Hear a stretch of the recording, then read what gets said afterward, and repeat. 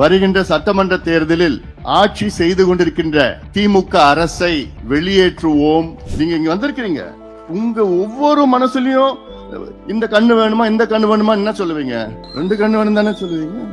இல்ல இந்த கண்ணு தானே முக்கியம் யாராவது சொல்லுவீங்களா? உங்க வழி என்னால புரிய முடியுது. காலையில எழுந்தா இதுதான் ஞாபகம், தூங்குறப்போ இதுதான் ஞாபகம். என்னடா என்னடா நம்ம பண்ணிட்டு இருக்கிறோம்? என்ன யார் கூட என்கிட்ட ஆட்சி இருந்ததுன்னா இது போன்ற ஒரு சம்பவம் நடக்காது. ஏன்னா அதை மீறி யாராவது இப்படி பண்ணிக்கின்னு ஒருத்தம் பண்ணா போதும், முடிச்சிடணும். ஒருத்தனை முடிச்சுட்டா அடுத்தது யோசிப்பானா, ஐயோ நம்மளெல்லாம் உள்ளெல்லாம் தள்ள மாட்டான், முடிச்சிடுவோம். இந்த நேரத்துல களத்துல திமுகவை எதிர்த்து எவ்வளவு நம்மளுடைய கோபம், வேகம், உணர்வு, உழைப்பு, ரத்தம் எல்லாமே அவங்க எதிர்த்து அவனை விரட்டி அடிக்கணும்னு அந்த வேகத்துல நம்ம இருக்கணும். இன்னைக்கு களத்துல இருக்கணும். நமக்குள்ள பதிவு போட்டு விட்டு, நமக்குள்ள வழக்கு போட்டு விட்டு, நமக்குள்ள பேசிக்கிட்டு, விமர்சனம் செஞ்சுக்கிட்டு, நமக்குள்ள பேட்டி கொடுத்துக்கிட்டு, அப்போ உனக்கு வேற எந்த சொத்தும் எவ்வளவு பேர் கொள்ளடிச்சிட்டு இருக்கிறாங்க, அதெல்லாம் ஒண்ணு கண்ணுக்கு படல. ஒரு வன்னிய சங்கம் பில்டிங், வன்னிய பிள்ளைங்க பசங்க படிக்கிறது, அதை தான் நீ மூடணும், பூட்டு போட்டு சீல் போட்டு போடணும். எங்கிறதே வந்தது இந்த சமுதாயத்து மேல இவ்வளவு வன்மம், இவ்வளவு கோவம் இந்த சமுதாயத்து மேல? என்ன ஏன் என்ன உனக்கு என்ன துரோகம் பண்ணாங்க இந்த சமுதாயம்? பாட்டாளி மக்கள் கட்சியின் மாநில பொதுக்குழுவிற்கு வருகை தந்து எனக்கு முன்பு பேசி அமர்ந்த பாட்டாளி மக்கள் கட்சியின் பொதுச் செயலாளர் மரியாதைக்குரிய திரு வடிவேல் ராவணன் அவர்களே, பொருளாளர் அருமை சகோதரி திலகபாமா அவர்களே, எனக்கு முன்பு பேசிய அனைத்து நிலை நிர்வாகிகள், குறிப்பாக கிழக்கு மண்டல இணை பொதுச் செயலாளர் வைத்தி அவர்கள், உழவர் பேரியக்கத்தின் மாநில தலைவர் ஆலயமணி அவர்கள், செயலாளர் முன்னாள் சட்டமன்ற உறுப்பினர் வேலுச்சாமி அவர்கள், வன்னிய சங்கத்தின் மாநில செயலாளர் முன்னாள் சட்டமன்ற உறுப்பினர் கார்த்திக் அவர்கள், சமூக நீதி பேரவையின் மாநில தலைவர் வழக்கறிஞர் பாலு அவர்கள், முன்னாள் மத்திய ரயில்வே துறை இணை அமைச்சர் அரங்கவேலு அவர்கள், முன்னாள் மத்திய சுகாதாரத்துறை இணை அமைச்சர் NT சண்முகம் அவர்கள், மகளிர் சங்கத்தின் முன்னாள் சட்டமன்ற உறுப்பினர் சக்தி கமலாம்பாள் அவர்கள், நிர்மலா ராசா அவர்கள், காசாம்பு பூமாலை அவர்கள், மதுரையிலிருந்து இந்த பொதுக்குழுக்காக வருகை தந்திருக்கின்ற நம் கட்சியினுடைய மூத்த முன்னோடி மரியாதைக்குரிய திருமதி கோமதி அம்மாள் அவர்கள், மற்றும் பசுமை தாயகத்தின் செயலாளர் தம்பி அருள் அவர்கள், சட்டமன்ற உறுப்பினர்கள் வெங்கடேஸ்வரன் அவர்கள், சிவகுமார் அவர்கள், முன்னாள் நாடாளுமன்ற உறுப்பினர் மருத்துவர் செந்தில் அவர்கள், நம் இயக்கத்தின் மூத்த முன்னோடி, அவர் இல்லாமல் எந்த நிகழ்ச்சியும் இருக்காது, கட்சி நிகழ்ச்சியோ குடும்ப நிகழ்ச்சியோ. சமீபத்தில் திருவிடந்தையில் லட்சக்கணக்கான நம் சொந்தங்கள் கூடிய அந்த தருணத்திலே அந்த மாநாட்டை மிக சிறப்பாக இயக்கிய நம்முடைய ஒரே ஒரு CR பாஸ்கரன் அவர்கள், முன்னாள் சட்டமன்ற உறுப்பினர் இளவழகன் அவர்கள், TK ராசா அவர்கள், முன்னாள் நாடாளுமன்ற உறுப்பினர் முனைவர் கோ தனராஸ் அவர்கள், விருதை வள்ளல் முன்னாள் சட்டமன்ற உறுப்பினர் மரியாதைக்குரிய திரு RG அவர்கள், திரு ஜெயராமன் அவர்கள், TMT அவர்கள், பொன்மலை அவர்கள், ஷேக் மொஹிதீன் அவர்கள் மற்றும் மேடையில் இருக்கின்ற இங்கே இந்த பொதுக்குழுவை மிக சிறப்பாக ஏற்பாடு செய்த நம்முடைய இங்கே பகுதியில் உள்ள மாவட்ட செயலாளர் ஏழுமலை அவர்கள், தலைவர் கணேசமூர்த்தி, ராதா, வாசு, தட்சிணா, போன்ற அனைத்து நிலை நிர்வாகிகளுக்கும் இந்த பொதுக்குழுவுக்கு வருகை தந்திருக்கின்ற மாநில, மாவட்ட, ஒன்றிய, நகர, பேரூர் நிர்வாகிகள், பொதுக்குழு உறுப்பினர்கள்,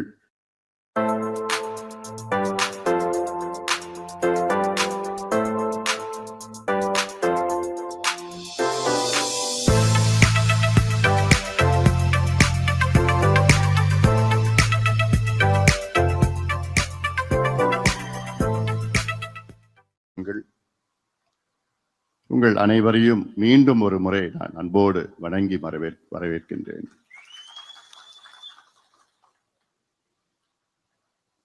முதலில் எங்கள் மீது நம்பிக்கை வைத்து இன்னும் ஓராண்டு காலம் எங்களை இந்த பொறுப்பிலே தொடர வேண்டும் என்று ஒருமனதாக நீங்கள் தீர்மானத்தை நிறைவேற்றிய உங்களுக்கு என்னுடைய நன்றிகளை இந்த நேரத்திலே நான் தெரிவிக்கின்றேன். என்னை பற்றி உங்களுக்கு நன்றாக தெரியும். பொறுப்புகளுக்கும் பதவிகளுக்கும் நான் இருப்பவன் அல்ல. என் மீது பாசத்திலும் அன்பை வைத்து நீங்கள் வந்திருக்கிறீர்கள். அதைவிட என் மீது நம்பிக்கை வைத்து நீங்கள் வந்திருக்கிறீர்கள். அந்த நம்பிக்கை நிச்சயமாக வீண் போகாது. உங்களை பொறுப்புடன், கடமையுடன் நான் வழி நடத்துவேன்.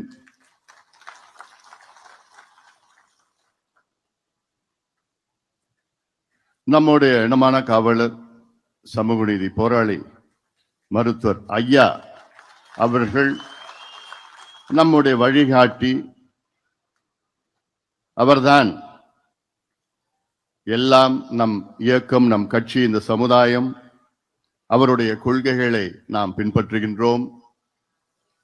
மருத்துவர் ஐயாவுடைய பல லட்சியங்கள், பல கனவுகள், அதை நாம் எல்லோரும் சேர்ந்து நிறைவேற்றுவோம். அதில் மிக முக்கியமானது வன்னியர்களுக்கு தனி ஒதுக்கீடு வேண்டும். தமிழ்நாட்டிலே சாதிவாரி கணக்கெடுப்பு நடத்த வேண்டும். அந்த அடிப்படையிலே அனைத்து நிலை சமுதாயங்களுக்கும், குறிப்பாக பின்தங்கிய நிலையில் உள்ள சமுதாயங்களுக்கு சமூக நீதி பெற வேண்டும், இடஒதுக்கீடு வழங்க வேண்டும் என்ற நோக்கம் மருத்துவர் ஐயாவுடைய லட்சிய கனவுகள். அதுபோன்ற கனவுகள் எல்லாம் நாம் இணைந்து நாம் நிறைவேற்றுவோம்.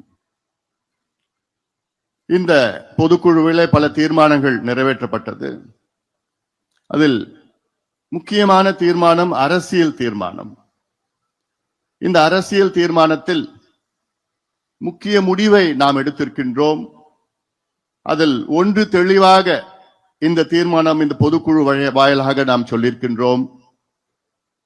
வருகின்ற சட்டமன்ற தேர்தலில் ஆட்சி செய்து கொண்டிருக்கின்ற திமுக அரசை வெளியேற்றுவோம். திமுக ஆட்சியை வீட்டுக்கு அனுப்புவோம் என்று அரசியல் தீர்மானத்தை ஒருமனதாக நாம் நிறைவேற்றியிருக்கின்றோம். ஆம், நமக்கு 2 இலக்குகள் இருக்கிறது. ஒன்று, யார் வர வேண்டும், அடுத்தது யார் வரக்கூடாது. இப்பொழுது நம்முடைய ஒரு இலக்கு யார் ஆட்சிக்கு வரக்கூடாது என்று தெளிவுபடுத்திவிட்டோம், முடிவாக இருக்கின்றோம். திமுக மீண்டும் ஆட்சிக்கு வரக்கூடாது என்று அதை நாம் தெளிவாக இருக்கின்றோம். அதைத்தான் நான் இந்த நடைபயணத்திலே தெரு தெருவாக, வீதி வீதியாக சொல்லி வருகின்றேன். இவர்கள் வரக்கூடாது, திமுக வரக்கூடாது, திமுக மீண்டும் வரக்கூடாது. இதில் தெளிவாக இருக்கின்றோம். அடுத்தது யார் வர வேண்டும், அது முக்கியமானது. இதை இன்னும் ஒரு சிறு காலத்திலே நாம் முடிவு செய்வோம். நல்ல ஒரு கூட்டணியை அமைப்போம், மெகா கூட்டணியை அமைப்போம், நாம் ஆட்சிக்கு வருவோம். அதில் இன்னும் ஒரு சிறு காலத்திலே அது நடைபெறும். உங்கள் மனதிலே என்ன தோன்றுகிறது என்று எனக்கு நன்றாக தெரியும். உங்களுடைய விருப்பப்படியைத்தான் அந்த கூட்டணியை நாம் அமைப்போம்.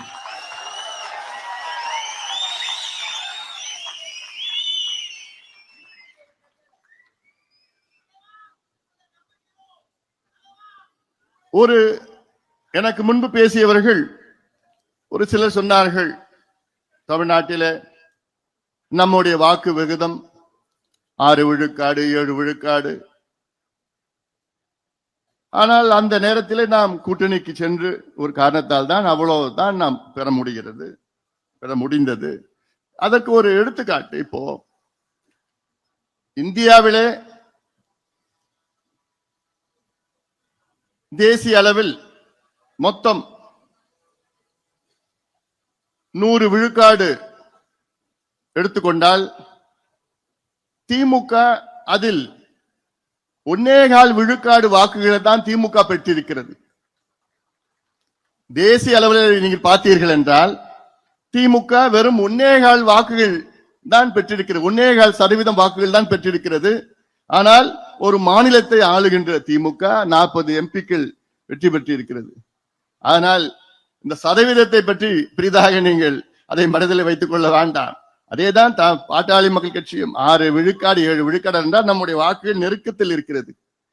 ஒட்டுமொத்தம் மக்கள் வாக்களித்தால் நிச்சயமாக நம் 40 50 60 சட்டமன்ற உறுப்பினர்கள் வைத்தால் நாம் ஆட்சி நம்முடைய ஆட்சி தான். இது எத்தனையோ உதாரணங்கள் இந்தியாவில் இருக்கிறது. அதை நோக்கி நாம் பயணிக்க வேண்டும். நம்மேல் முதலில் நாம் நம்பிக்கை வைக்க வேண்டும். வருகின்ற அடுத்த ஒரு 6 மாத காலம் கடுமையாக நீங்கள் உழைக்க வேண்டும், ஒற்றுமையாக உழைக்க வேண்டும், நம்பிக்கையோடு உழைக்க வேண்டும். இந்த மேடையில் எத்தனையோ சட்டமன்ற உறுப்பினர்கள், முன்னாள் நாடாளுமன்ற உறுப்பினர்கள், முன்னாள் சட்டமன்ற உறுப்பினர்கள், முன்னாள் பெருந்தலைவர்கள், சேர்மன் இந்த மேடையில் மட்டுமல்ல இங்கே இருக்கின்றீர்கள். இவர்கள் யாரும் நாம் இயக்கத்தில் சேர்கின்ற நேரத்தில் இது நான் எம்பி ஆவேன், எம்எல்ஏ ஆவேன், சேர்மன் ஆவேன், மந்திரி ஆவேன் அந்த நோக்கத்திலே யாரும் வரல. எல்லோரும் மருத்துவர் ஐயா அவர்கள் நம்மை அழைத்தார். அவர்களுக்கு ஒரு கொள்கை இருக்கிறது. அந்த கொள்கை அவர்கள் பிடித்த காரணத்தால் ஐயா அவர்கள் வழியிலே அவர்கள் இணைத்துக் கொண்டார்கள். அந்த பயணத்தில் அவரும் கலந்து கொண்டார்கள். இன்று அந்த பயணம் தொடரும். மீண்டும் நான் சொல்கின்றேன், நம்முடைய வழிகாட்டி ஐயா அவர்கள் தான், நம்முடைய குலதெய்வம் ஐயா அவர்கள் தான். ஐயா அவர்கள் உருவத்திலே இங்கே இல்லை என்றாலும் உள்ளத்தில் இருக்கின்றார்கள். அவர்களுக்கு இங்கே நிரந்தரமாக ஒரு நாற்காலி இருக்கிறது. இது ஐயாவுடைய நாற்காலி. ஐயா நம்முடைய நிறுவனர், அதில் மாற்று கருத்து கிடையாது. அதே வேளையிலே பொறுப்புகளுக்கும் பதவிகளுக்காம் நான் ஆசைப்படுபவன் கிடையாது. என்னை தெரிந்தவர்கள் உங்களுக்கு நன்றாக தெரியும். இன்று காலத்தின் கட்டாயத்திற்காக உங்களுடைய எண்ணங்களை நிறைவேற்றுவதற்காக இங்கே உங்கள் முன் நின்று கொண்டிருக்கின்றேன். இது ஒரு சாதாரண இயக்கம் கிடையாது. நம் கட்சி சாதாரண கட்சி கிடையாது. ரத்தம், வேர்வை, தியாகம், உயிர் தியாகம் இதை சிந்தி லட்சக்கணக்கானவர்கள் உயிரை நீத்து, நூற்றுக்கணக்கானவர்கள் உயிரை நீத்து, லட்சக்கணக்கானவர்கள் தியாகம் சிந்தி சிறைக்கு சென்று சிறிய சிறிய அளவில் நாம் இயக்கத்தை நாம் வளர்த்துக் கொண்டிருக்கின்றோம். இந்த இயக்கம் அடுத்த கட்டத்துக்கு செல்ல வேண்டும் என்ற நோக்கம். நான் சொல்லியிருக்கின்றேன், ஐயாவுடைய நாற்காலி நிரந்தரமான ஒரு நாற்காலி ஐயாவுக்கு.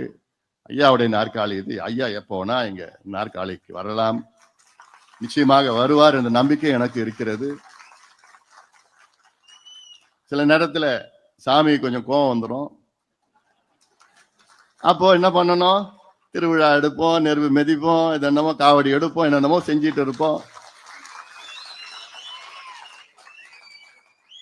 இதுல என்ன பிரச்சனைனா பூஜாரி தான் பிரச்சனை.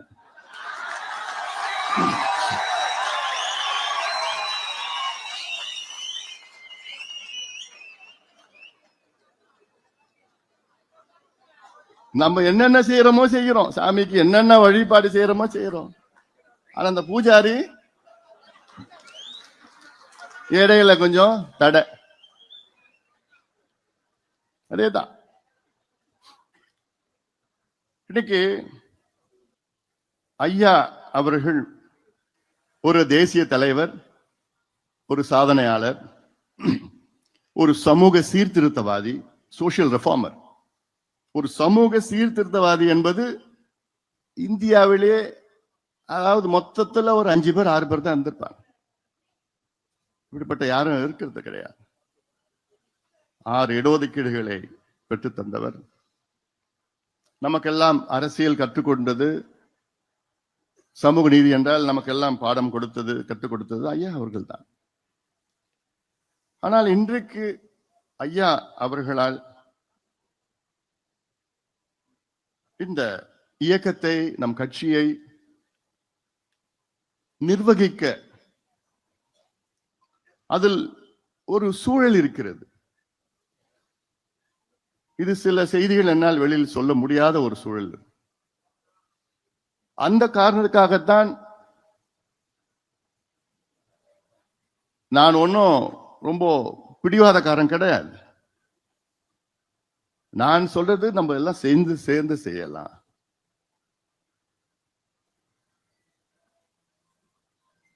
இதுவே ஒரு 5-6 ஆண்டுகளுக்கு முன்பு இப்படி ஒரு சூழல் இருந்ததுன்னா நான் யோசிக்கவே போறது கிடையாது. எனக்கு இந்த பதவி, பொறுப்பு, அது இதெல்லாம் நிச்சயமா என் மனசுல எதுவுமே கிடையாது. எனக்கு இந்த பதவி வேணும்னா நான் 10-15 ஆண்டுகளுக்கு முன்பு நான் இப்ப வாங்கிட்டு இருப்பேன், கேட்டு வாங்கிட்டு இருப்பேன். நான் ஏன்னா அவசியமே இல்லை. அதுக்காக நான் வரல, பதவி பொறுப்புக்காகலாம் நான் வரல. நான் என்னுடைய நோக்கமே இந்த சமுதாயத்தை அடுத்த கட்டத்துக்கு கொண்டு போகணும், சமுதாயத்தை வழி நடத்தணும். இந்த சமுதாயத்துக்காக தான் கட்சியை தொடங்கினார், சமூக நீதிக்கு தான் கட்சி தொடங்கினார். அதுதான் அந்த அடித்தளம் தான்.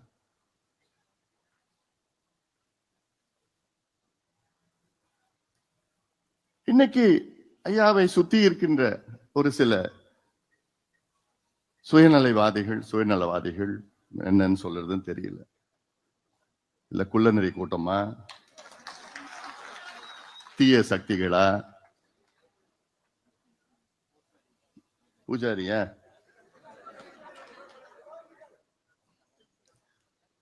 இவங்க ஒன்னும் திருப்பி மாத்தி சொல்லாததெல்லாம் சொல்லி, செய்யாத ஒன்னும் பொய்ய சொல்லி, இப்படியே சொல்லி ஒரு சில பேர், நிறைய பேர் உங்க மனசுல எல்லாம் எவ்வளவு வலி இருக்கும்னு எனக்கு தெரியுது. எனக்கு நீங்க இங்க வந்திருக்கிறீங்க, உங்க ஒவ்வொரு மனசுலயும் இந்த கண்ணு வேணுமா, இந்த கண்ணு வேணுமா என்ன சொல்லுவீங்க? 2 கண்ணு வேணும் தானே சொல்லுவீங்க. இல்ல இந்த கண்ணு தானே முக்கியம் யாராவது சொல்லுவீங்களா? உங்க வலி என்னால புரிய முடியுது. ஆனா எல்லாத்துக்கும் வேற எனக்கு வலி, எவ்வளோ வலினா தாங்கிட்டு இருக்கிறேன். நான் தூங்கியே எவ்வளவு நாள் ஆகுது. எவ்வளவு மனசுல நான் தாங்கிட்டு இருக்கிறேன், பாரங்களை தாங்கிட்டு இருக்கிறேன். ஆனாலும் அமைதியா இருக்கிற உங்க முன்னாடி நான் சிரிச்சுட்டு தான் இருக்கிறேன்.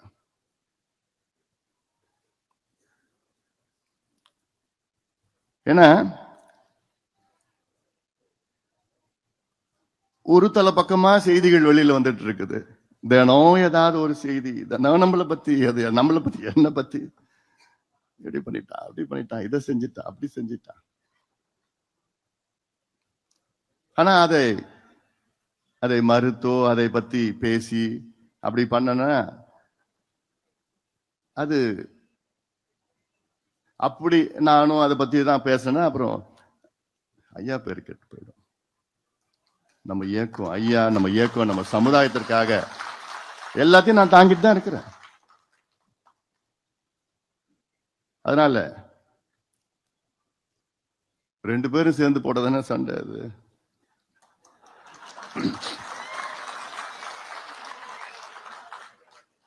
நேத்து கூட நீதிமன்றத்தில இருந்து வெளியில வரப்போ தீர்ப்பு வந்தது.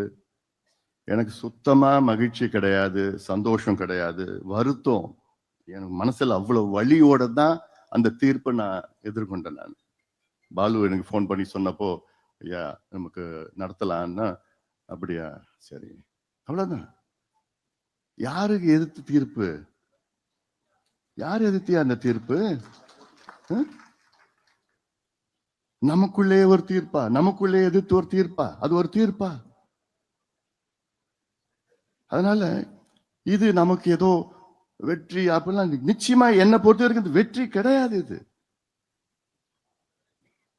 இது நம்ம குடும்பம், நம்ம எல்லாம் குடும்பம், இவ்வளவு பெரிய குடும்பம், நம்ம கட்சி, நம்ம குடும்பம். அதுதான் என் மனசுல ஆழமா என்னைக்கு நான் கடைசி வரைக்கும் அதுதான் எனக்கு என் மனசுல இருக்கணும். நானு உங்களுக்கு தெரியும் என்னை பத்தி, மீடியாவை, ஊடகத்தை மணி கணக்குல நான் சந்திச்சு நான் பேசுவேன். மீடியானா இது கேளு, எத்தனை கேளுன்னா கேளு, நான் பேசுறேன், நான் சொல்றேன், என்ன வேணா கேளு. இன்னைக்கு நான் மீடியா சந்திச்சு 2 மாசம் ஆகுது.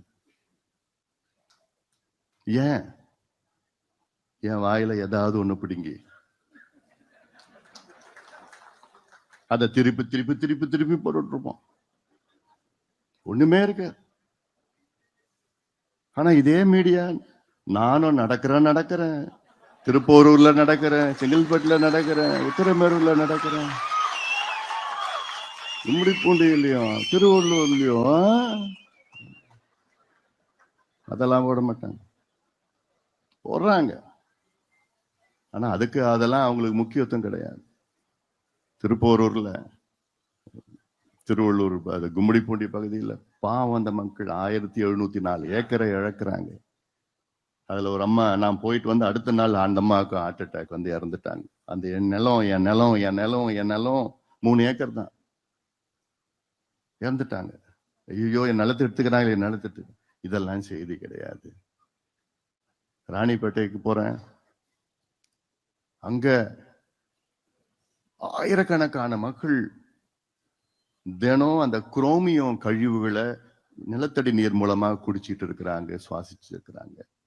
ஆனா உடனே எங்கேயாவது ஒரு பேட்டி, எங்கேயாவது ஒரு சின்ன இது இது இது இது புதாகரமாக்கி அதுல எவ்வளோ பேர் சந்தோஷப்பட்டுட்டு இருக்காங்க, எவ்வளோ பேர் சந்தோஷப்பட்டுட்டு இருக்காங்க. அதனால நீங்க தைரியமா இருங்க, நம்பிக்கையோடு இருங்கள். நான் இருக்கிறேன், உங்களுக்காக நான் இருக்கிறேன். உங்களை என்னைக்குமே நான் விட்டு கொடுக்க மாட்டேன், என்னைக்குமே உங்களை நான் விட்டு கொடுக்க மாட்டேன்.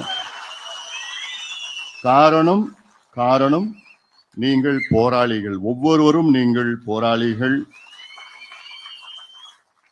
நான் உங்களில் ஒருவன், நான் ஏதோ மேடையில் இருக்கிற மட்டும் இல்லை, நான் அங்க எனக்கு ஆசைனா அங்க கீழே உட்காரணும் கூட. அதான் என்னுடைய நோக்கம், என்னுடைய ஆசை. நான் இந்த நேரத்துல இன்னைக்கு உங்களை வழி நடத்தணும், நல்ல வழியில வழி நடத்தணும். அடுத்த கட்டத்துக்கு நாம் செல்றோம், நம்முடைய இலக்குகளை அடைய வேண்டும், அந்த நோக்கம்தான். ஒரு சில முன்னோடிகள் கூட என்கிட்ட வந்து, ஐயா ஏன்யா பேசக்கூடாதா, பேசினா சரியா போயிடுமே. எல்லாருடைய மனசுல இருக்குதான், நிச்சயமா அது நியாயமான கேள்விதான். பேசிட்டா என்ன, பேசாம என்ன இருக்கு? நான் 1 முறை 2 முறை கிடையாது, 40 முறைக்கு மேல நான் பேசியிருக்கிறேன். நான் பேசாமலாம் இல்லை, நேத்து கூட நான் பேசியிருக்கிறேன். நான் எல்லாரையும் வச்சுக்கிட்ட குடும்பம் வச்சு பேசிட்டு இருக்கிறோம், உறவுகள், நண்பர்கள், தெரிஞ்சவர்கள், நம்ம வெல் விஷர்ஸ் சொல்வார்கள், இவங்க எல்லாரையும் வச்சு நான் பேசிதான் இருக்கிறேன். ஆனா என்ன, காலையில ஐயா சரின்னு சொல்லுவாரு, அப்புறம் நம்ம பூஜாரி இருக்காங்கல்ல, இவனுங்க போய் அங்க போய் இல்லை அப்படின்னு சொன்ன அடுத்த நாள் காலையில இல்ல நான் அப்படி சொல்லலை. அப்புறம் 3 நாளுக்கு அப்புறம் மறுபடியும் பேசி கெஞ்சி இல்ல என்ன, நான் எனக்கு என்ன வேணும், எனக்கு ஐயாவோட மானம் மரியாதை அதுதான் நமக்கு, அதை விட நமக்கு என்ன இருக்குது? அதை நம்ம இழக்கிறது, நம்ம அது என்ன, ஐயாவோட மான மரியாதை இழந்துட்டு அப்புறம் நம்ம எதுக்கு இருக்கணும்? அப்புறம் எல்லாத்தையும் நான் ஏத்துக்கிட்டேன், எல்லாத்தையும் ஒத்துக்கிட்டேன் நான். சரி, அப்புறம் மறுபடியும் இவங்கெல்லாம் சொல்லி குழப்பம் பண்ணி இல்ல வேணாம் முடியாது. கடைசியில் என்ன, இப்ப என்ன கொஞ்சம் நாளுக்கு முன்னாடி இல்ல நிர்வாகிகள், இப்ப கட்சி நிர்வாகிகளை 2 பேரும் சேர்ந்து கையெழுத்து போடுவோம்னு சொன்னது ஒத்துக்கிட்டாரு. 10 நாளுக்கு 15 நாளுக்கு முன்னாடி ஒத்துக்கிட்டாரு. இப்ப 4 கொஞ்சம் 5 நாள் 6 நாள் இல்ல நான் மட்டும் தான் போடுவேன்.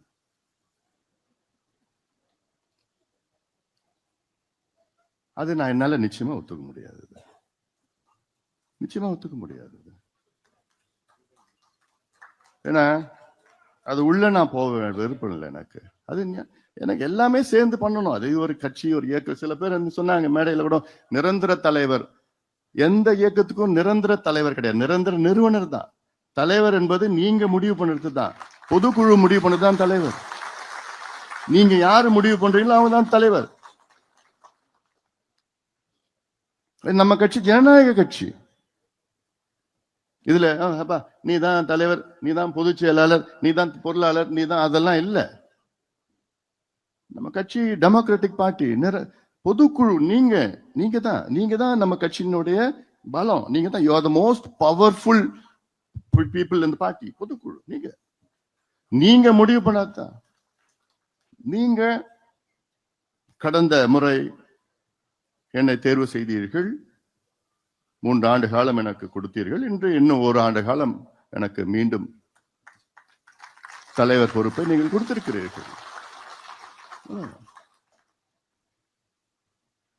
அதனால எல்லாம் ஏன்னா எனக்கு என்னன்னா, எனக்கு எவ்வளவு ஒரு பக்கம் எனக்கு கஷ்டம், வருத்தம், தூக்கம் இல்லை. என் கண்ணெல்லாம் பார்த்தாலே தெரியுது. என்ன கேட்பேன், என்னப்பா இவ்வளவு சூப்பரா எவ்வளவு இழைச்சிட்டேன்னு கேட்பேன். நான் இழைக்கல, அது தானா இழைச்சிச்சு. ஏன்னா காலையில எழுந்தா இதுதான் ஞாபகம், தூங்குறப்போ இதுதான் ஞாபகம். என்னடா சில நேரத்தில் என்னடா நம்ம பண்ணிட்டு இருக்கிறோம், என்ன யார் கூட இந்த நேரத்துல களத்துல திமுகவை எதிர்த்து எவ்வளவு நம்மளுடைய கோபம், வேகம், உணர்வு, உழைப்பு, ரத்தம் எல்லாமே அவங்க எதிர்த்து அவனை விரட்டி அடிக்கணும்னு அந்த வேகத்துல நம்ம இருக்கணும், இன்னைக்கு களத்துல இருக்கணும். ஆனா நமக்குள்ள பதிவு போட்டுக்கிட்டு, நமக்குள்ள வழக்கு போட்டுக்கிட்டு, நமக்குள்ள பேசிக்கிட்டு, விமர்சனம் செஞ்சுக்கிட்டு, நமக்குள்ள பேட்டி கொடுத்துக்கிட்டு, இதெல்லாம் என்னால தாங்கிக்க முடியல. நான் கனவுல கூட இப்படி நடக்குமா நான் நினைக்கவே இல்லை இதெல்லாம். ஆனாலும் ஏன் நான் பிடிவாதமா கிடையாது, உறுதியா இருக்கிறேன். பிடிவாதம் கிடையாது, உறுதியா ஏன் இருக்கிறேன். இது நம்முடைய அமைப்பு. இந்த அமைப்பு, நான் மீண்டும் சொல்றேன், இது ரத்தம், வேர்வை, தியாகம் சிந்தி வளர்ந்த இயக்கம். இது ஏதோ ஒருத்தர் பண்ணது கிடையாது. எல்லாமே இங்க மேடையில இருக்கிறவங்க, நீங்க வீட்டுல இருக்கிறவங்க, கிராமத்துல இருக்கிறவங்க, பாரு நம்ம மூத்தவர்கள், அவங்கதான் நம்ம முன்னோடிகள் சொல்றாங்களா, அவங்கதான் எல்லாமே. அப்ப அந்த காலத்துல எல்லாமே உழைச்சு வந்தது. அவங்களுடைய கனவு, உங்களுடைய கனவு எல்லாமே அடுத்த கட்டத்துக்கு போனோம். அதுதான் என்னுடைய நோக்கம். ஒரு சில சுயநலவாதிகள் அவங்க இதை வச்சுட்டு சம்பாரிச்சு, இதை வச்சுட்டு அது பண்ணோம் இது பண்ணோம்னா, அதெல்லாம் நிச்சயமா நான் அதுக்கு வழி விட மாட்டேன். அதனாலதான் நான் உறுதியா இருக்கிறேன். பிடிவாதமா நான் இல்லை, உறுதியா இருக்கிறேன், அவ்வளவுதான். நிறைய என்னால சொல்ல முடியல, சொல்லணும்னு ஆசை, அதனால இது சொல்ல முடியல. சில பேர் தனிப்பட்ட முறையில் நான் சொல்லியிருக்கிறேன், அவ்வளவுதான். அவங்க புரிஞ்சிட்டு இருக்காங்க. அதனால மீண்டும் சொல்றேன், நானு நம்ம எல்லாம் ஒன்றாக களத்துல இருப்போம். உங்களை எல்லாம் இன்னைக்கு பாக்குறதுல எனக்கு ரொம்ப ரொம்ப சந்தோஷம். அவ்வளவு எனக்கு மனசுல அவ்வளவு உற்சாகம் எனக்கு. ஏன்னா நீங்க தான் கட்சி, நீங்க மற்றவர்களே வழி நடத்துவீர்கள். இங்க வந்திருக்கிறீங்க பொதுக்குழு உறுப்பினர், நீங்க தான் நம்ம கட்சியினுடைய அடுத்த கட்டத்தில் நம்ம கீழே இருக்கிறவங்க எல்லாமே நம்ம வழி நடத்தணும். நம்ம 2வது தீர்மானம் என்ன தீர்மானம்? சிறை நிரப்பும் போராட்டம். வன்னியர்களுக்கு இடஒதுக்கீடு அறிவிக்கவில்லை என்றால் ஒட்டுமொத்தம் சிறைகள் தமிழ்நாட்டில் நிரப்பப்படும். சிறை நிரப்பு போராட்டம், கடுமையான போராட்டம் நான் நடத்துவோம். ஏன்னா ஏதோ முதலமைச்சர் ஸ்டாலின் அவர்கள் ஏதோ ஒன்று கணக்கு வச்சுக்கிட்டு, சரி இன்னொரு 8 மாசம் ஏமாத்திடலாம், 4 வருஷம் ஏமாத்திட்டோம், இன்னொரு 8 மாசம் ஏமாத்திடலாம், அப்படியே போயிடலாம், கொண்டு போயிடலாம், அப்படி இப்படி. இவங்க ஸ்டைலே அப்படிதான். ஆனாலும் நான் விட போறது கிடையாது. ஸ்டாலின் அவர்களே, நீங்க அனுபவிக்க போறீங்க இந்த தேர்தலில், அது மட்டும் எனக்கு தெரியுது. ஒழுங்கா கொடுத்துடுங்க. இப்ப கூட லேட் ஆகல. நாங்க கேட்கறது நியாயமா கேட்டோம். உச்சநீதிமன்றம் தீர்ப்பு வந்து 1226 நாள் ஆகிறது. இந்த தீர்ப்புல தெளிவா சொல்லியிருக்கிறாங்க, தமிழ்நாட்டில் வன்னியர்களுக்கு உள்ஒதுக்கீடு கொடுக்க எந்த தடையும் கிடையாது. இதற்கு நீங்கள் சாதிவாரி கணக்கெடுப்பு நடத்தணும்னு அவசியமும் கிடையாது. இருக்கிற தரவுகளை சேகரித்து நியாயப்படுத்தி கொடுங்கள். இது வந்து உச்ச நீதிமன்றம் கொடுத்த தீர்ப்பு. இதுக்கு மேல எங்கேயுமே மேல்முறையீடு கிடையாது. உச்ச நீதிமன்றத்துக்கு மேல யாரும் கோர்ட்டுக்கு போக முடியாது. அப்படிப்பட்ட உச்ச நீதிமன்றமே தீர்ப்பு கொடுத்துட்டு பண்ணுங்க. அந்த தீர்ப்பை வைத்துத்தான் இப்பொழுது பிற்படுத்தப்பட்ட ஆணையம் பேக்வர்ட் கிளாஸ் கமிஷனா அமைச்சாங்க. அந்த பேக்வர்ட் கிளாஸ் அமைச்சுக்கிட்டு அதுல வந்து ஒரு ஜிஓ பாஸ் பண்றாங்க. என்ன, உச்ச நீதிமன்றம் தீர்ப்புல 68 பேராகிராஃப் 73 பேராகிராஃப் வைத்துத்தான் இதற்கு வன்னியர்களுக்கு உள்ஒதுக்கீடு கொடுக்க பரிந்துரை செய்யுங்கள்.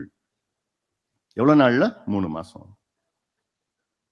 நாங்க உற்சாகமா இருந்தோம். 3 மாசத்துல வந்துடும் ஐயா, எப்படியாவது இந்த பிள்ளைங்களுக்கு படிப்பு கிடைச்சிடும் ஐயா, எப்படியாவது வேலை கிடைச்சிடும், டிஎன்பிசில வந்துடும், எப்படியாவது வந்துருவாங்க டாக்டர், சந்தோஷமா இருக்கு. 3 மாசம் சரி பரவாயில்ல. அப்புறம் பார்த்தோம் உற்சாகம் 3 மாசம் நெருங்க. ஒரு முறை நம்ம முதலமைச்சர் போய் கேட்டேன். இப்ப பாக்குறப்போ இது 3 மாசம் சொல்றீங்களே, இது நெருக்கம் வந்துடுச்சு, இன்னும் முடியல. இல்ல இது முடிஞ்சது, அடுத்தது வந்தா கூட நான் ஒரு ஸ்பெஷல் அசம்பிளி செஷன் வைக்கிறேன், ஸ்பெஷல் செஷன் வைக்கிறேன் சொல்றாரு முதலமைச்சர். என்கிட்ட சொல்றாரு, ஓ இதெல்லாம் நான் நம்பினேன், எவ்வளோ இப்ப தெரியுது, நம்பி பரவாயில்லப்பா. சிஎம் வந்து வன்னியர்களுக்கு இடஒதுக்கீடு கொடுக்க ஸ்பெஷல் செஷன் வைக்கிறேன்னு சொல்லிட்டாரு. எல்லாம் வெளியில சொல்லிட்டு இருந்தேன். அப்பதான் தெரியுது ஆப்பு வச்சுட்டாரு. அதன் பிறகு 3 மாதம், அப்புறம் பிறகு பார்த்தா 3 மாதம் இல்ல 6 மாதம் எக்ஸ்டென்ஷன், அப்புறம் இன்னொரு 6 மாசம், அப்புறம் இன்னொரு 6 மாசம், 2 வருஷம் போயிடுச்சு. பேக்வர்ட் கிளாஸ் கமிஷனுடைய பதவி காலமே 3 வருஷம் தான், 2 வருஷம் போயிடுச்சு. இப்ப 2 வருஷம் போன காலத்துல இப்ப என்ன பண்ணிருக்காங்க, ஒரு வாரத்துக்கு முன்னாடி என்ன பண்ணிருக்காங்க அரசாணை, என்னன்னா ஓராண்டு கால நீடிப்பு. அவங்க பொறுப்பு பதவி காலம் இருக்கிறதே 6 மாசம் தான், இவங்க ஆனா கொடுக்கறது ஓராண்டு கால நீடிப்பு. அப்ப என்ன அர்த்தம்னா, இந்த எலெக்ஷனுக்கு முன்னாடி வந்துடக்கூடாது, இந்த எல்லாமே எலெக்ஷனுக்கு பிறகு. நீங்க இருக்க போறது இல்ல எலெக்ஷனுக்கு பிறகு, உனக்கு எதுக்கு அந்த வேலை எல்லாம்? அடுத்தது நாங்க தான் வர போறோம், நாங்க பாத்துக்க போறோம். இவ்வளோ ஒரு ஏமாத்தி, இவ்வளோ ஒரு பித்தலாட்டம். இது ஏதோ ஜாதி பிரச்சனை இல்லையா, இது தமிழ்நாட்டின் முன்னேற்ற பிரச்சனை. It is not a caste problem, it is Tamil Nadu's developmental problem. இவ்வளோ பெரிய ஒரு சமூகம், 18 விழுக்காடு மக்கள் தொகை உள்ள ஒரு சமூகம், இந்த சமூகம் முன்னேறினால் தமிழ்நாடு முன்னேறும். சிம்பிள் எக்கனாமிக் ஃபார்முலா, சாதாரண ஒரு ஃபார்முலா, லாஜிக். ஆனா இந்த சமுதாயம் வளரக்கூடாது, இப்படியே அடிமையா இருக்கணும், குடிகாரனா இருக்கணும், கஞ்சா பயன்படுத்தணும், படிப்பறிவு இல்லாம இருக்கணும், குடிசையில வாழணும், ஆடு மாடு மேய்க்கணும், ஓட்டு மட்டும் போடணும், தேர்தல் வந்ததுன்னா பாட்டிலும் காசும் கொடுப்பாங்க, ஓட்டு போட்டுட்டு இவங்க ஆட்சியில இவங்க குடும்பம் சந்தோஷமா இருக்கணும், கொள்ளடிச்சிட்டு இருக்கணும். காலகாலமா இதே போன்ற பட்டியலின சமுதாயம், தாழ்த்தப்பட்ட சமுதாயம், இந்த 2 சமுதாயங்களும் ஏமாத்தி இந்த திமுக ஆட்சிக்கு வந்தது. இந்த 2 சமுதாயங்களும், வன்னியர் சமுதாயமும் பட்டியலின சமுதாயமும், வருகின்ற சட்டமன்ற தேர்தலிலே முழுமையாக திமுகவை புறக்கணிக்க வேண்டும், முழுமையாக புறக்கணிக்க வேண்டும். ஏனால் இந்த 2 பெரிய சமுதாயங்களுக்கு தொடர்ந்து துரோகங்களை ஸ்டாலின் அவர்கள் செய்து வருகின்றார்கள். நான் கேட்டேன், ஒரு மேடை போடுங்க ஸ்டாலின் அவர்களே, நான் வரேன், அந்த மேடையில பொது விவாதம் செய்வோம், நான் விவாதத்துக்கு வருகின்றேன், சமூக நீதி பற்றியோ அல்லது வன்னியர்களுக்கு இடஒதுக்கீடு பற்றியோ, பட்டியலின மக்களுக்கு என்ன செய்திகள் என்று எல்லாத்துக்கும் நான் வரேன், தயாரா இருக்கிறேன். நான் தனியா வரேன், நீங்க வாங்க, உங்களுக்கு நேரம் இல்லையா உங்க அமைச்சர்களை அனுப்புங்க, அவங்களுக்கு நேரம் இல்லையா உங்க கட்சியில யாராவது அனுப்புங்க, நான் வரேன், தனியா வரேன், விவாதம் பண்ணுவோம். நிச்சயமாக அவர்களால் சமூக நீதி பற்றி பேசுவதற்கு திமுகவுக்கு தகுதி இழந்துவிட்டது. தகுதி இல்லாத ஒரு கட்சி, சமூக நீதியின் விரோதிகள் திமுக, சமூக நீதியின் துரோகி திமுக, வன்னியர்களின் துரோகி விரோதிகள் திமுக. இன்னும் நீ பார்க்க போறீங்க. எவ்வளவு வன்மம் இந்த சமுதாயத்தின் மேல, எவ்வளவு வன்மம். பட் ரோட்ல, ஆலந்தூர் பட் ரோடு இருக்குது. அந்த பட் ரோட்ல வன்னியர் சங்கம் ஒரு ஆபீஸ் ஒன்று இருக்குதாங்க. இது 40 ஆண்டு காலமாக அந்த வன்னியர் சங்கம் அலுவலகம் இருக்கு. பழைய பில்டிங், வெள்ளக்காரங்காலத்துல கட்டின பில்டிங். அந்த பில்டிங்ல என்னன்னா, அந்த பிள்ளைங்க படிச்சுட்டு இருக்கிறாங்க. அங்க தங்கறது, சென்னையில எங்கேயும் இல்லைன்னா அங்க போய் தங்கி படிப்பாங்க. அங்க இருக்கிற இந்த டிஎன்பிஎஸ்சி குரூப் 1 அதுக்கு ப்ரிப்பேர் பண்ணுவாங்க, இல்ல வேலைக்கு போவாங்க, இல்லாட்டி அங்க ஏதோ படிச்சுட்டு இருக்காங்க இந்த பிள்ளைங்க. அதுக்கு அந்த பயன்படுத்திட்டு இருக்காங்க. இத மூடணும், இத இழுத்து மூடணும், இத அபகரிக்கணும் அப்படின்னு வன்மமாக செயல்பட்ட திமுக. சாதாரணமா சொல்ல, வன்மமா எவ்வளவு பேர் வச்சிருக்கிறாங்க. 40 ஆண்டு காலமாக அந்த சொத்தை நம்ம பயன்படுத்திட்டு வரோம். அத 200 போலீஸ் நினைச்சு பாருங்க. 200 போலீஸ், திடீர்னு காலையில் 200 போலீஸ் போய் அங்க போய் அந்த பிள்ளைங்க படிச்சுட்டு இருக்கிற பிள்ளைங்களை வெளியில அனுப்பி வச்சு, அவனுங்க இதில் புட்டியெல்லாம் விட்டுட்டாங்க உள்ள. வெளியில அந்த பிள்ளைங்க மட்டும் வெளியில அனுப்பிச்சு விட்டுட்டு பூட்டிட்டு சீலை வச்சுட்டு வரான். கொஞ்ச நாளுக்கு முன்னாடி 40 ஆண்டு காலம் வன்னியர் சங்கம் ஆபீஸ் அது. அங்க படிச்சுட்டு இருக்காங்க பிள்ளைங்க. அப்போ உனக்கு வேற எந்த சொத்தும், எவ்வளவு பேரை கொள்ளடிச்சிட்டு இருக்கிறாங்க, அதெல்லாம் ஒண்ணு கண்ணுக்கு படல. ஒரு வன்னியர் சங்கம் பில்டிங், வன்னியர் பிள்ளைங்க பசங்க படிக்கிறது, அதை தான் நீ மூடணும், பூட்டு போட்டு சீல் போட்டு போடணும். எங்கிருந்தே வந்தது இந்த சமுதாயத்து மீது இவ்வளவு வன்மம், இவ்வளவு கோவம் இந்த சமுதாயத்து மேல? என்ன ஏன், என்ன உனக்கு என்ன துரோகம் பண்ணாங்க இந்த சமுதாயம்? அதன் பிறகு பாலு கூப்பிட்டு வச்சு என்ன பண்றீங்களோ தெரியாது, அதை திறங்கன்னு சொல்லி அடுத்த நாள் ஹைகோர்ட்டுக்கு போய் அடுத்த நாளே அந்த சீலை உடைச்சி வை. அன்னைக்கு லஞ்ச் மோஷன், அன்னைக்கு மத்தியானமே லஞ்ச் மோஷன் கோர்ட்ல மூவ் பண்ணி முடியாத சீலை உடைச்சி பிள்ளைங்க உள்ள அனுப்பிச்சு விட்டது அன்னைக்கு. ஆனா அதை விட நிறுத்தல திமுக. என்ன பண்ணாங்க? உச்ச நீதிமன்றம். நினைச்சு பாருங்க, இது ஒரு சாதாரண ஒரு விஷயம். 40 வருஷமா அனுபவிச்சுட்ட ஒரு பில்டிங் சுப்ரீம் கோர்ட் போறாங்க. அந்த சுப்ரீம் கோர்ட்ல யாரை தெரியுமா வைக்கிறாங்க? Attorney general of India. Attorney general of இந்தியானா யாருன்னா, இந்தியாவின் தலைமை வழக்கறிஞர், இந்தியாவுடைய தலைமை வழக்கறிஞர். தமிழ்நாட்டின் தலைமை வழக்கறிஞர் அட்வொகேட் ஜெனரல். இந்தியாவுக்கு தலைமை வழக்கறிஞர் அட்டர்னி ஜெனரல். அவரை எப்ப வைப்பாங்க தெரியுமா? இந்தியாவுக்கு பிரச்சனைனா அப்படி அவரை சுப்ரீம் கோர்ட்டுக்கு பேச வைப்பாங்க. இல்ல ஒரு மாநிலத்துக்கு பிரச்சனை, தமிழ்நாட்டு பிரச்சனைனா அப்போ அதை பயன்படுத்துவாங்க. ஆனா ஏதாவது இந்தியாவில் கான்ஸ்டிடியூஷன் பிரச்சனை இருக்கு, நம்ம அரசியல் சாசனம் ஏதாவது ஒரு பிரச்சனை இருக்குன்னா அதை அவரை வைப்பாங்க. ஆனா எதுக்கு வச்சிருக்கிறாங்க? பட் ரோட்ல வன்னியர் சங்க ஆபீஸ மூடிட்டாங்க. அதை திருப்பி கொடுக்கணும்னு உச்ச நீதிமன்றத்தில் அட்டர்னி ஜெனரல் அவங்க பயன்படுத்துறாங்க திமுக அரசு. அவ்வளோ வன்மம். ஆனாலும் நம்ம விட்டுடுவோமா?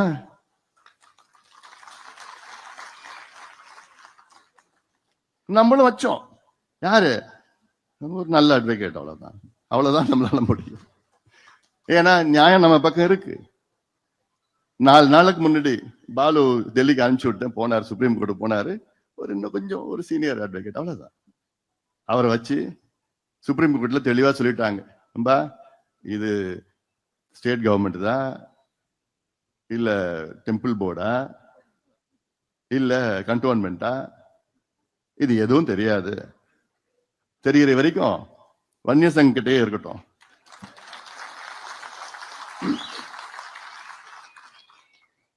வழக்கு நடத்துங்க. அது எப்படியாவது ஒரு 3-4 வருஷம் ஆயிடும். அதுக்குள்ள இவங்க இருக்க போறது இல்லை. அப்போ இது மாதிரி எவ்வளோ உதாரணங்கள் இருக்கு. ஏன்னா ஏன் இந்த சமுதாயம் என்ன உங்களுக்கு பண்ணுச்சியா? இன்னைக்கு நீங்க வச்சிருக்கிற 127 எம்எல்ஏல 23 எம்எல்ஏ அதிகமா எம்எல்ஏ கொடுத்து இந்த சமுதாயம் தான் உங்களுக்கு, திமுகவுக்கு 5 எம்பி கொடுத்துல இந்த சமுதாயம் உங்களுக்கு. அப்புறம் ஏன் இந்த சமுதாயத்தை நீங்க துரோகம் பண்ண நீங்க துடிக்கிறீங்க? என்ன உங்க நினைப்பு அதுல? அதனால்தான் நான் கேட்கிறேன். சட்டம் இருக்குது, அதிகாரம் இருக்கிறது, எல்லாம் இருக்குது. ஆனா மனசு மட்டும் ஸ்டாலின் அவர்களுக்கு இல்ல. சமுதாயம் வளரக்கூடாது, முன்னேறக்கூடாது. இது மட்டும் இல்ல, பட்டியலின சமுதாயம் வளரக்கூடாது, முன்னேறக்கூடாது. இதே நோக்கம்தான். அதனால்தான் சாதி வாரிய கணக்கெடுப்பு நடத்த மாட்டோம் திருப்பி திருப்பி சொல்லிட்டு எவ்வளவு ஒரு பொய்யை மீண்டும் மீண்டும் சொல்லிக் கொண்டிருக்கின்ற முதலமைச்சர் ஸ்டாலின் அவர்களே, நிச்சயமாக இந்த தேர்தலில் மிகப்பெரிய பாடத்தை உங்களுக்கு புகட்டுவார்கள். ஏன்னா பெண்களுக்கு பாதுகாப்புனா, பெண்கள்னா என்ன, சின்ன பிள்ளைகளையா, பெண் பிள்ளைகள், 4 வயசு பெண் குழந்தைகளுக்கு பாதுகாப்பு இல்லை, 8 வயசு பெண் குழந்தைகளுக்கு பாதுகாப்பு இல்லை. தினம் செய்திகள் வந்துட்டு இருக்கு. கேட்டா நாங்க ஒவ்வொரு சம்பவம் நம்ம எப்படி நாங்க காப்பாத்துவோம், ஏதோ அங்கங்க நடக்குது. அங்கங்க எப்படியா நடக்கும்? அந்த சூழலை நீங்க ஏற்படுத்தி இருக்கிறீங்கல்ல. குடிச்சிட்டு கஞ்சா அடிச்சுக்கிட்டு எங்க பார்த்தாலும் கஞ்சா கிடைக்குது, எங்க பார்த்தாலும் அபின், காக்கைன், ஹெரோயின், போதைப் பொருட்கள் கிடைக்குது, எங்க பார்த்தாலும் மது கிடைக்குது. போதையெல்லாம் அவன் என்ன பண்றான்னு அவனுக்கு தெரியல, மிருகமா மாறிடுறான். அப்புறம் ஏன் அதை விற்க வைக்கிறீங்க? ஏன் நீங்க விற்கிறீங்க? ஏன் அனுமதிக்கிறீங்க? அதெல்லாம் நான் சொல்றேன், மீண்டும் சொல்றேன், என்கிட்ட ஆட்சி இருந்ததுன்னா இது போன்ற ஒரு சம்பவம் நடக்காது. ஏன்னா ஒண்ணு, மது இருக்காது, போதைப் பொருட்கள் இருக்காது. அதை மீறி யாராவது இப்படி பண்ணிக்கின்னு ஒருத்தம் பண்ணா போதும், முடிச்சிடணும். அவ்வளவுதான். ஒருத்தனை முடிச்சுட்டா அடுத்தது யோசிப்பானா, ஐயோ நம்மளெல்லாம் உள்ளெல்லாம் தள்ள மாட்டான், முடிச்சிடுவான். அந்த பயம் இருக்கணும் யா. அந்த பயம் இருந்தாதான் யா இந்த மிருகங்கள்லாம் அடங்கி கிடக்கும். இந்த பயம் இருக்கணும். இதுதான் ஏன் செய்யணும்? இதுக்கு தைரியம் வேணும்யா, இதுக்கு தில்லு வேணும். இவங்க கிட்ட இருக்குதா? இருக்குது. இதை அதே போன்ற தமிழ்நாட்டில் இந்த சட்டமன்ற தேர்தல் ஒரே ஒரு விவசாயி கூட ஓட்டு போட மாட்டாங்க. ஒரு விவசாயி கூட ஓட்டு போட மாட்டாங்க இந்த திமுகவுக்கு. ஏன்னா அவ்வளோ கோபத்தில் இருக்கின்றார்கள். இவங்க நினைச்சிட்டு இருக்கிறாங்க ஏதோ ஒண்ணு காசு கொடுத்துடலாம், இதை கொடுத்துடலாம், அதை கொடுத்துடலாம். எதை கொடுத்தாலும் நான் போறது கிடையாது. என்னுடைய ஒரு ஆசை, சட்டமன்ற தேர்தலில் திமுக எதிர்கட்சியா கூட இருக்கக்கூடாது. அந்த நிலை வரும், நான் வர வைப்பேன். நீங்க பார்த்துட்டே இருங்க, நிச்சயமா அதை நான் வர வைப்பேன். அதை பண்ணுவேன். என்னால முடியும்.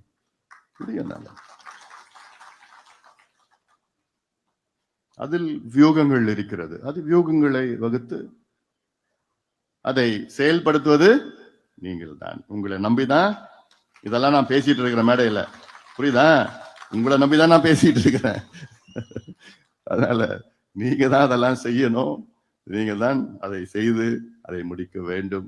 நிச்சயமாக அதை பல மாற்றங்கள் நாம் கொண்டு வருவோம். நம்ம நெருக்கத்துக்கு வந்துட்டோம். கொஞ்ச நாள் தான். இவ்வளோ கஷ்டப்பட்டு, இவ்வளோ காலமா கஷ்டப்பட்டு, ஐயாவுடைய கனவு பார்த்தீங்கன்னா 46 வருஷம், 46 ஆண்டு காலம் உழைத்து கொள்கைகளை வகுத்து போராட்டம் செய்து இன்னைக்கு கூட ஐயாவுடைய கனவு ஒண்ணு கூட நிறைவேற்றல. இடஒதுக்கீடு 20% நமக்கு ஒட்டுமொத்தமாக கிடைச்சி வாங்கியிருக்கு. ஆனாலும் இந்த சமுதாயத்துக்கு தனியாக கிடைக்கணும். பட்டியலின மக்களுக்கு 2 விழுக்காடு கூடுதலாக இருக்க வேண்டும். வன்னியர்கள் போன்று இருக்கின்ற மற்ற சமுதாயங்களுக்கு அதுக்கு அவங்க சமுதாயத்துடைய சமூக பின்தங்கிய நிலை, மக்கள் தொகைக்கு ஏற்ப அவர்களுக்கு இடஒதுக்கீடு, அவர்களுக்கு நலத்திட்டங்கள், அவர்களுக்கு வேலை வாய்ப்புகள் இதெல்லாம் உருவாக்கு. அதெல்லாம் நம்மள மட்டும்தான் செய்ய முடியும். ஏன்னா நமக்கு அது உணர்வு பூர்வமா நம்ம டிஎன்ஏல இருக்கு, ரத்தத்துல இருக்கு, டிஎன்ஏல இருக்குது. இதெல்லாம் செய்யணும், அந்த மக்களுக்கு செய்யணும்னு என்னோட டிஎன்ஏல இருக்கு. மத்த எந்த கட்சிக்கும் அந்த மாதிரி எண்ணமும் கிடையாது, அபிப்பிராயம் கிடையாது, எண்ணம் கிடையாது. அவங்க மத்த கட்சியெல்லாம் அந்த தேர்தல் எப்படி வெற்றி பெறலாம், எப்படியாவது ஜெயிக்கணும். நம்ம அப்படி கிடையாது. எப்படி இருந்தாலும் சரி நம்ம அணுகணும், வேகமா செய்யணும். ஆனாலும் அதே நேரத்திலே வருகின்ற தேர்தலில் மிகப்பெரிய வெற்றியை நாம் அடைய போகின்றோம். அந்த நம்பிக்கை நிச்சயமாக எனக்கு இருக்கிறது, உங்களுக்கும் இருக்க வேண்டும். அதனால இதையெல்லாம் நீங்கள் மனதில் ஏற்றுங்கள். ஒரு வாரத்துக்கு முன்பு வந்து டெல்லியில எலெக்ஷன் கமிஷன்ல இருந்து எனக்கு ஒரு லெட்டர் வந்தது. அந்த லெட்டர்ல என்ன சொல்லியிருக்குன்னா, மாம்பழம் சின்னம் நமக்கு கொடுத்துருக்குறாங்க.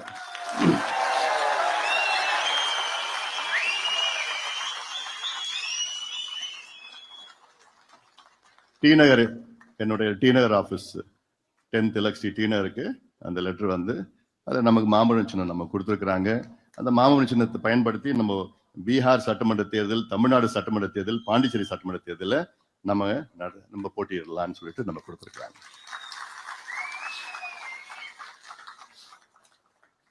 அதனால இதெல்லாம் இன்னும் எவ்வளவோ இருக்குது. இதெல்லாம் இப்போ நம்ம இது இப்படிலாம் நம்ம நிறைய விஷயம் வெளியில சொல்ல மாட்டேன்.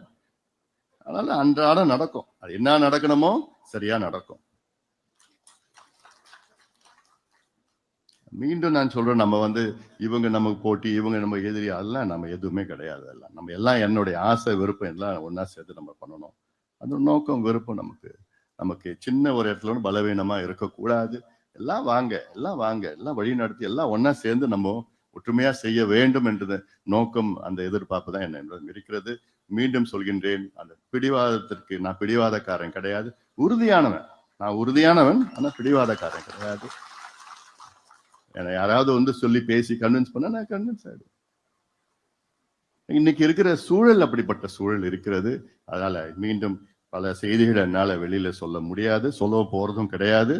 ஆனாலும் அதே வேளையில என்னென்ன செய்ய வேண்டுமோ அதை நான் செய்வேன். உங்களை நிச்சயமாக ஒரு பொழுதும் நான் விட்டு கொடுக்க மாட்டேன். நீங்க மேடையில் இருக்கின்றவங்க யாருமே, நிர்வாகிகளும் சரி, யாரையும் நான் என்னால விட்டு கொடுக்க முடியாது. அதுக்காகத்தான் இது போன்ற ஒரு சூழல் இருக்கிறது. அதனால இதையெல்லாம் நாம் அதை கடந்து வருவோம், கடந்து நாம் செல்வோம், நம்முடைய இலக்குகளை அடைவோம், நம்முடைய கனவுகளை, ஐயாவுடைய கனவுகளை, நம் முன்னோடிகளுடைய கனவுகளை நாம் நிறைவேற்றுவோம், தமிழ்நாட்டை மீட்டெடுப்போம். அதற்காகத்தான் இந்த நடைபயணம், தமிழக மக்களுடைய மீட்பு, உரிமைகள் மீட்பு பயணம். இந்த பயணத்தை மிக சிறப்பாக இவ்வளவு காலமா எனக்கு ரொம்ப சந்தோஷமா இருக்கு. திருப்பூரூர்ல இருந்து, அப்புறம் செங்கல்பட்டு, அப்புறம் உத்தரமேரூர், அப்புறம் காஞ்சிபுரம், ஸ்ரீபெரும்புத்தூர், அதுக்கப்புறம் மதுரவாயில் பண்ணோம், அப்புறம் அம்பத்தூர் பண்ணோம், கும்மிடிப்பூண்டி, திருவள்ளூர், அதுக்கப்புறம் திருத்தணி, அதுக்கப்புறம் சோளிங்கர், ராணிப்பேட்டை, வேலூர், வாணியம்பாடி, திருப்பத்தூர் மன்மதராசா மழையில நிக்க வச்சிட்டாரு. நல்லா என்ன இந்த மாதிரி நடக்கிறோம், அவ்வளவுதான். ஆனா எப்போ வேலூர் இருந்தாலும் மழை பெய்யுது, வருது. நடைபயணம் நான் எல்லா ஊருக்கும் வர போறேன். நான் வர அவசியம் வருமா? எல்லா ஊருக்கும் நான் நடைபயணம் இருக்குதுமா. இப்போ இன்னும் சொல்ல போனா, இப்ப இந்த பொதுக்குழுனால இப்போ இந்த ஒரு 2 நாள் நின்று போச்சு. பொதுக்குழு முடிச்சோன்னு திருப்பி வருது நடைபயணம். தொடர்ந்து எல்லா ஊருக்கும் வரேன். நான் எல்லா ஊருக்கும், சேலத்துலயோ டெல்டாவோ எல்லா மாவட்டத்துக்கும் நான் அவசியம் வரேன். கன்னியாகுமரி போயிட்டு கன்னியாகுமரி வரைக்கும் நான் போறேன். நான் அதனால எல்லா ஊருக்கும் நான் அவசியம் வரேன். நான் அதற்கு நீங்க நல்லா ஏற்பாடு பண்ணுங்க. எனக்கு ஒரே ஒண்ணு, இந்த நடைபயணத்துல என் தம்பிகளுக்கு ஒரே ஒரு வேண்டுகோள். என் தங்கைகள் எப்பவுமே நல்ல டீசெண்டா, எப்பவுமே நல்ல சந்தோஷம் இருப்பாங்க. என் தம்பிகள் என்ன பண்ணிடுறான், நடைபயணத்துல சைட்ல நின்னுக்கிறான். என்ன பொதுமக்களை பார்க்க விட மாட்டான். ஆர்வமா வர்றான், சத்தம் போடுறான், கொடியை பிடிக்கிறான், எல்லாம் பண்றான். கொஞ்சோண்டு தள்ளுடா, நான் கொஞ்சம் பொதுமக்களை பார்க்கணும்டானா ஒரு 10 செகண்ட் தள்ளுவான். அப்புறம் மறுபடியும் முந்தி அடிச்சுக்கிட்டு போறான். எனக்கு பொதுமக்களை கொஞ்சம் பார்க்கணும், பொதுமக்களும் என்ன பார்க்கணும். எனக்கு பொதுமக்களை பார்த்து ஒரு வணக்கம் வச்சு ஒரு கை நீட்டினா எனக்கு ஒரு சந்தோஷமா இருக்கும். ஆனா அவ்வளவு ஆயிரக்கணக்கான என் தம்பிகள், என் தங்கைகள் இந்த நடைபயணத்துல கலந்துகிட்டு என் கூட அவ்வளவு வேகமா நடந்து அவ்வளவு எழுச்சியா இருக்கிறதுல எனக்கு ரொம்ப ரொம்ப சந்தோஷம் இருக்குது. அத்தனை நிர்வாகிகளுக்கு என்னுடைய வாழ்த்துக்கள், பாராட்டுகள். நடத்தி நிச்சயமாக போட்டி போட்டுட்டு இங்கே கூட்டமா நாங்க இதோட அதிகமா கூட்டம், இன்னும் அதிகமா நாங்க செய்வோம்னு அந்த போட்டி நிச்சயமாக ஆரோக்கியமான போட்டியா நான் பார்க்கின்றேன். அந்த வகையில உங்களை எல்லாம் இன்று சந்திப்பதில் மிக்க மகிழ்ச்சி. நம்பிக்கையோடு செல்லுங்கள், தைரியமாக செல்லுங்கள். நிச்சயமாக நாளை நமது. அந்த நம்பிக்கையோடு நாம் எல்லோரும் செல்வோம்.